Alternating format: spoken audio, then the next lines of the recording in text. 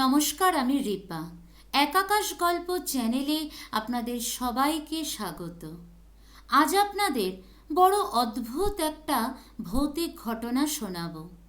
ঘটনাটি হুগলি জেলার উত্তরপাড়ার। যেই ভদ্রমহিলা আমাকে ঘটনাটি বলেছেন উনিও উত্তরপাড়ার। নাম ক্ষমা কপাট। উনি একজন বিউটিশিয়ান। পুরো ঘটনাটা অবশ্যই আপনারা শেষ অবধি শুনবেন, তাহলে বুঝতে পারবেন ঘটনাটা যেমন ভয়ের তেমন অদ্ভুত। যে মেয়েটির মায়ের সাথে এই ভৌতিক ঘটনাটা ঘটেছিল, ক্ষমাদির অনুরোধে সেই মেয়েটির নাম আপনাদের সামনে প্রকাশ করতে পারলাম না। অবশ্যই লাইক, কমেন্ট, শেয়ার করবেন আর সাবস্ক্রাইব করে আমার পাশে থাকবেন। তাহলে শুরু করছি আজকের সত্যি ভৌতিক ঘটনা।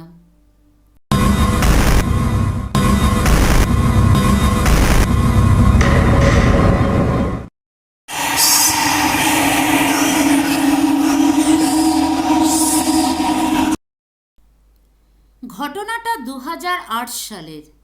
এখন বর্তমানে উত্তরপাড়াতেই ক্ষমাদির একটা বড় বিউটি পার্লার আছে, কিন্তু 2008 সালে সেই সময় ওনার বিউটি পার্লার ছিল না। উনি বাড়িতে গিয়ে বিয়ের কোণে সাজাতেন। 2008 সালে ডিসেম্বর মাসে উত্তরপাড়ার আর্কে স্ট্রিটের একটা ফ্ল্যাটে উনি যান, কারণ ওই ফ্ল্যাটের মেয়েটার 2-3 মাস পরেই বিয়ে ছিল। তাই মেয়েটাকে সাজানোর ব্যাপারে কথা বলতেই ক্ষমাদের সেখানে যাওয়া। কিন্তু গিয়ে দেখে মেয়েটার মা অসুস্থ বোধ করছেন, কারণ তার কিছুক্ষণ আগেই মেয়েটার মায়ের সাথে ভয়ঙ্কর ঘটনা ঘটে। তারপরেই ভয়ে ভদ্রমহিলা অসুস্থ হয়ে পড়েন। তখন ক্ষমাদিকে মেয়েটা সব বলে যে তার মায়ের অবস্থা এরকম কেন হলো। মেয়েটা বলে যে 3-4 দিন পরেই তার এক কাকুর বিয়ে। কাকু তার থেকে 10 বছরের বড়। উনি মেয়েটার বাবার খুড়তুতো ভাই। মেয়েটার যে মেজ কাকু, তিনি বহু বছর ধরে আমেরিকায় সেটেল। তার স্ত্রী তখন উত্তরপাড়াতেই উপস্থিত ছিলেন এই খুড়তুতো দেওরের বিয়ে উপলক্ষে। মেয়েটার বাবার কাকিমা বাড়ির এই 2 বউকে, অর্থাৎ মেয়েটার মা আর তার মেজ কাকিমাকে কিছুদিন ধরেই বলছিলেন তাদের বাড়ি গিয়ে তার ছেলের বিয়ের কেনাকাটাগুলো দেখে আসতে। 3-4 দিন পর দেওরের বিয়ে, আর কবে তার বিয়ের কেনাকাটা দেখতে যাবেন।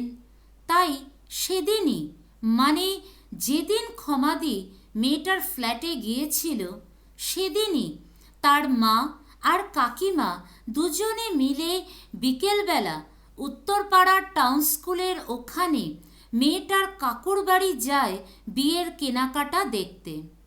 এখানে একটা কথা বলে রাখি, মেয়েটার বাবার, অর্থাৎ ভদ্রলোকের এটা কাকুর বাড়ি, কিন্তু কাকু মারা গেছেন কয়েক বছর আগে। ওই বাড়িতে শুধু ওনার কাকিমা আর তার ছেলে থাকেন।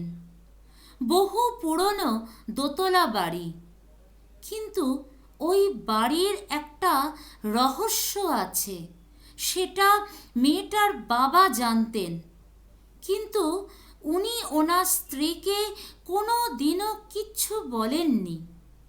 কিন্তু মেয়েটার আমেরিকার মেজ কাকিমা একটু হলেও ওই বাড়ির রহস্য জানতেন। তাই উনি যখন ওনার বড় জায়ের সাথে ওই বাড়িতে যান, একটু ভয়ে ভয়ে ছিলেন। ওনারা ওই বাড়িতে আগেও এসেছেন, কিন্তু কখনো কিছু টের পাননি। সেদিন বিকেলবেলা দুজনে মিলে গিয়ে দেখেন পুরো বাড়ি আলো দিয়ে সাজানো, যেহেতু 3-4 দিন পরেই বিয়ে। বাড়িতে ঢোকার যে মেইন দরজা, সেই দরজার বাইরে একটা কলিং বেল আছে। কলিং বেল বাজালেন, কিন্তু কেউ দরজা খুলল না। দ্বিতীয়বার বাজালেন, তাও কেউ দরজা খুলল না। ওনারা একটা ব্যাপার খেয়াল করলেন, বাড়ির বাইরে থেকে বাড়ির ভেতরের কারোর গলার আওয়াজ পাওয়া যাচ্ছিল না। পুরো বাড়ি সাজানো, অথচ নিস্তব্ধ, চুপচাপ। মেইন দরজা ভেতর থেকে বন্ধ। তারপর ওনারা দুবার দরজায় নক করে বললেন, কাকিমা দরজা খুলুন, আমরা এসেছি। তখন শুনতে পেলেন কারোর পায়ের আওয়াজ, কেউ সিঁড়ি দিয়ে নেমে আসছে। ওনারা ভাবলেন, যাক, কাকিমা তাহলে শুনতে পেয়েছে। তারপর দরজার ছিটকিনিটা খোলা হলো এবং দরজাটাও খুলল, কিন্তু ওনারা কাউকে দেখতে পেলেন না। ভয়ে ওনাদের হাত পা ঠান্ডা হয়ে গেল, গলা শুকিয়ে যেতে লাগলো। সাহস করে মেয়েটির মেজ কাকিমা তার বড় যাকে বললেন, দিদি চলো বাড়ির ভেতরে ঢুকি, তুমি একবার দোতলায় গিয়ে দেখো কি ব্যাপার। ভদ্রমহিলা তো কিছুতেই একা উপরে উঠবেন না। তারপর মেজ জায়ের অনেক অনুরোধে উনি দোতলায় উঠলেন।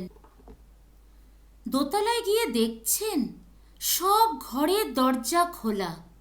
ওনাদের কাকি শাশুড়ির যে ঘর, সেই ঘরে গিয়ে দেখছেন ঘরে কেউ নেই, কিন্তু বিছানার ওপর বিয়ের সব কেনাকাটা সাজানো রয়েছে। পুরো বাড়ি জনমানব শূন্য, কোথাও কেউ নেই। ওই পরিস্থিতি দেখে ভয়ে চিৎকার করতে করতে উনি দোতলা থেকে নেমে আসেন এবং মেজ জায়ের হাতটা ধরে ওই বাড়ির দরজা খোলা রেখেই ছুটে বেরিয়ে যান। ওই বাড়ি থেকে বেরোনোর পরই উনি অসুস্থ বোধ করেন। তারপর ওনার মেজ জা কোনো রকমে ওনাকে বাড়ি পৌঁছে দেন। পরে সুস্থ বোধ করার পর স্বামীর থেকে জানতে পারেন ওনার যে দেওরের বিয়ে, তার ঠাকুরদার আত্মা ওই বাড়িতেই আছে এবং ওই বাড়ি উনি পাহারা দেন। পরে জানতে পারেন ওনাদের কাকি শাশুড়ি এবং দেওর ওই সময় বাড়িতে ছিল না, পাড়ার কোনো বাড়িতে গিয়েছিল। কিন্তু প্রশ্নটা হলো, ওনারা মা আর ছেলে বাড়িতে তালা না দিয়েই বেরিয়ে গেলেন, আর বাড়ির মেইন দরজা কি তাহলে উনিই ভেতর থেকে বন্ধ করেছিলেন, যিনি বাড়ি পাহারা দেন?